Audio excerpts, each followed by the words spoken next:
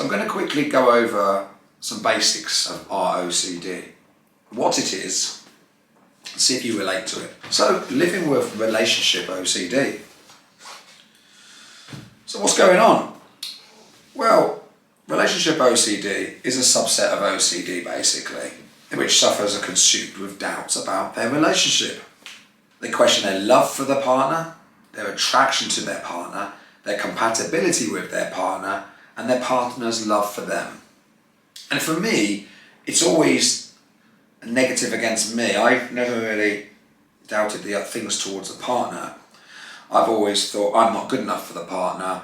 Partner's gonna not want me, get bored of me, get fed up with me and my silly ways and habits and things. And that's a low self-esteem issue there. So, twitches. Don't twitch too much, it's annoying you. Having doubts or concerns about your partner is normal. Everyone experiences them. However, for ROCD sufferers, these thoughts can be irrational, unfounded, and detrimental to day-to-day life. Well, that's definitely true. And I bet there's a few people listening to this, who probably saying that they can concur with that. It's definitely hits the nail on the head. So, common relationship OCD obsessions. Let's have a look at these. Fears that you're not good enough for your partner. Yep, tick. Constantly second guessing your love for your partner. No, I don't really do that, but I'm sure that lots of people do. Constantly wondering if you're with the right person. And those are the obsessions. So, yeah, always thinking I'm not good enough. I'm always thinking everyone else is going to think I'm not good enough for whoever it is I'm with or going out with. It could be anybody. I just always think people will be thinking he's not good enough. And it's none of their business. It shouldn't matter to me what they think. I really have an issue there. So I've got to deal with that, and it's a big one. Common relationship OCD compulsions. So these are the compulsions. So the obsessions are the things that we're continually plagued with. And the compulsions, obsessive questioning. Oh, crikey, yeah. You're preoccupied with very small details that make your questions about everything about your relationship. Man alive, yeah, I definitely do that in a relationship. Research, constantly reading articles that defines what a successful relationship looks like. No, it's not me, I don't necessarily do that. Comparisons, speaking to friends about their relationships and comparing it to yours. These aren't going to apply to all of us. They're different, aren't they? Different compulsions, like checking locks or switching light switches on or asking questions. We've all got different compulsions that we do. Endless reflection. Always questioning and thinking about your partner's qualities. Seeking passion, becoming upset during moments of sexual intimacy because you're desperate to find passion with your partner. Always looking for love, an endless quest for the perfect kind of love.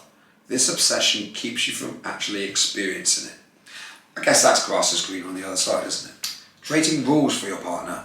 When they don't uphold them, you think the relationship isn't working.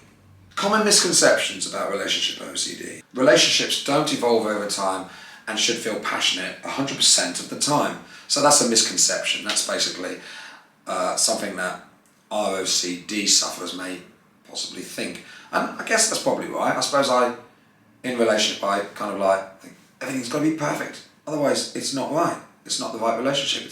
There's something wrong. Normally, I blame me. The idea that once you find someone you're meant to be with, you can't find other people attractive. Getting caught up in the idea of finding the one. For people with OCD, these thoughts can be debilitating, causing extreme anxiety and discomfort. No matter how hard you try to get rid of them, they won't go away. For sufferers of ROCD, there's a never-ending analyst of yourself and your partner. And it could be or your partner. This ongoing quest to determine if they're right for one another gets in the way of a healthy relationship. Oftentimes, the flaws you obsess over are extremely minor and not indicative of larger issues in your relationship. That's true. You're married to someone smart, funny, attractive, and lovable, yet you can't help but think you could have found a better partner. You think your partner has bushy eyebrows, you pinpoint this flaw and think that you couldn't possibly be with someone like this the rest of your life. You start thinking that it's time to find someone who has better looking eyebrows. You've been dating someone for a year and the question of marriage comes up from time to time. Even though your partner is great and you're happy, you can't stop wondering if you love him or her enough. So how can your family help with this? Or your friends? When family members and friends become aware of your OCD, they're often tempted to reassure you. And yeah, it's true, isn't it? We often seek reassurance. I certainly do. My life revolves around reassurance, I've realised, and I've got to stop that. And that's going to be hard and painful. Very uncomfortable. Probably leave that till after Christmas. For example, your sister might tell you that you're more than good enough for your partner. Unfortunately, enabling you in this way can actually make your OCD worse. Right, well, that's where I'm going on. Involving your family in therapy can be a good way to help them understand the do's and don'ts of this disorder and create a game plan for helping you at home. Is recovery possible for you? Yes, but it takes two to tango. Treatment for relationship OCD almost involves two, you and your partner. Remember, patience and transparency are the keys to successful treatment. The best way to treat OCD and ROCD is exposure response prevention therapy. And those are the things I've been talking about. And that's putting yourself in an uncomfortable situation. ERP is when you voluntarily expose yourself to the source of your fear over and over and over again, without acting out any compulsions to neutralise or stop the fear. By repeatedly facing something you're afraid of, you force your brain to recognise how irrational it is. We're going to go into this and do this. Examples of ERP treatment: having an open dialogue with your partner. In therapy, you'll be asked to reveal your thoughts to your partner. Remember, these thoughts have no legitimacy, and it's critical that your partner understands that in order to move past them. So that's basically saying, look, I have this thought, but it isn't real. To your partner, it might be about her bushy eyebrows. And then she understands it's not a rational criticism. I didn't get that. Could you try again? Shut up. Right. Understood that. Educating your partner on this so that they can understand it and be a better support for you. Comedic relief, such as joking around during sexual intimacy, may be part of your treatment. Clinical psychologists suggest this to minimise the pressure. Right, sometimes I read websites and I don't always agree. For me, that they make a lot of sense. And that's because these things are written. This thing's written by a professor. A professor, he's got like so many things after his name. He's obviously a very intelligent person who's spent a lot of his life devoting to becoming a psychologist and a doctor and a professor and I don't know, different things he wants to be. But one thing he isn't is he isn't struggling with ROCD himself. I did some reading last night on it, and some things really rang true with me because, as I've said before, I'm always putting myself down, and whoever I might be going out with, I would always think, they're too tall, they're too beautiful, they've got blonde hair, they've got blue eyes, I need somebody with dark hair and dark eyes, who's not tall, and then I go out with someone like that, who's not so tall, with dark hair, I'm pointing up there for dark hair, dark eyes, and I go, oh, she's too beautiful, she's got dark hair and dark eyes, and she's so petite, and I'm like, everybody I seem to get into a relationship with is too stunning and amazingly beautiful for me to go out with.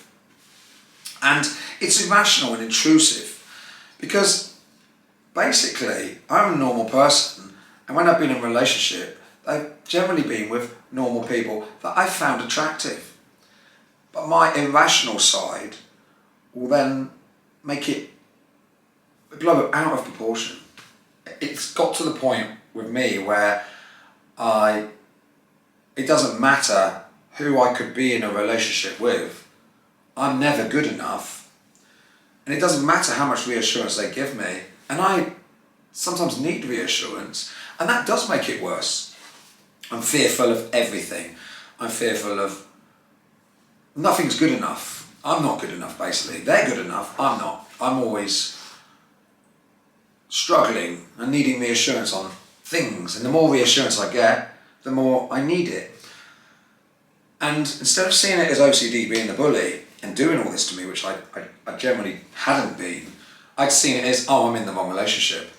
And I would get insecure, and I would get paranoid, and I'd think, oh, every other man will be looking at her, every other man will try to chat her up, and if she smiles at somebody, then that will give them the wrong idea. And even if I'm in a relationship with someone I totally trusted and was totally a good, faithful person, just then my intrusive thoughts will be, that guy smiled and she smiled back because she's a polite human being, and now they're thinking that I'm no good because my girlfriend smiles at them and they think they've got a chance with my girlfriend and then they're going to take her away.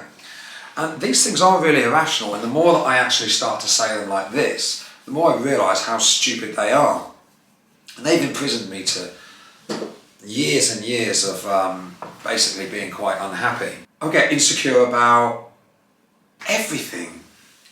And OCD is really very, very manipulative, so it's embarrassing to actually go into the detail of how consumed I can sometimes get with the silliest things, and that's why for me it tended to be an easier option just to be on my own and, you know, not have those anxiety attacks and those fears of knowing there's somebody else out there that I care about, and I feel I'm going to be let down, or I feel this whole relationship's going to be destroyed because they're not going to be able to cope with the way that I am.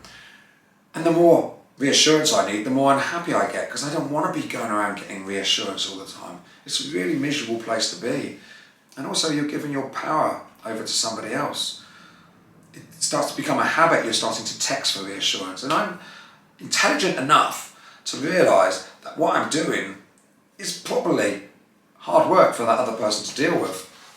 And I probably would struggle with it if it was me. So then I start catastrophizing. There we go, we did that yesterday, didn't I? She's going to eventually get fed up with me, always asking these questions. Am I good enough for you? Am I good enough for you? Do you love me? Do you like me? Am I this? Am I that? So I catastrophize it. And then I realise that it's going to come to an end because I can't control myself and I'm unhappy. So then I destroy the relationship. And I have a string of fairly sad ending relationships where I have destroyed them, and with a bit of maturity and over time I've got to a point where instead of destroying them, I just reveal myself with my problems and say I just cannot cope with this. My mental health is a struggle and it's bringing me down. I need you to let me be free from this because I can't cope anymore. And that's heartbreaking because it's sad for another person who was happy in a relationship. And it's sad for me because I have been with people I've been happy in relationships with.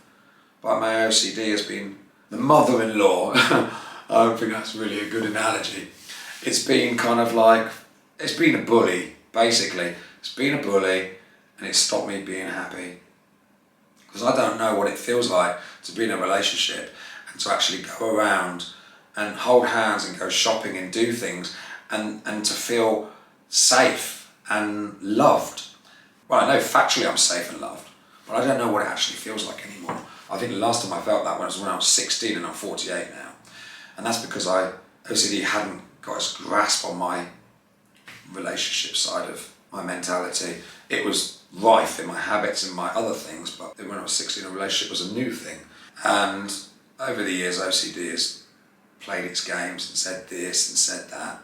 A lot of people don't think their partner's good enough, or they don't feel they love their partner enough, or they think they don't like something about their partner. For me, as I say, it's the other way around. So we're all different, aren't we? Thank you for watching. Please subscribe if you'd like to keep up to date with my videos as I do them. Thank you for taking the time today with me to watch this video. Thank you very much. Goodbye.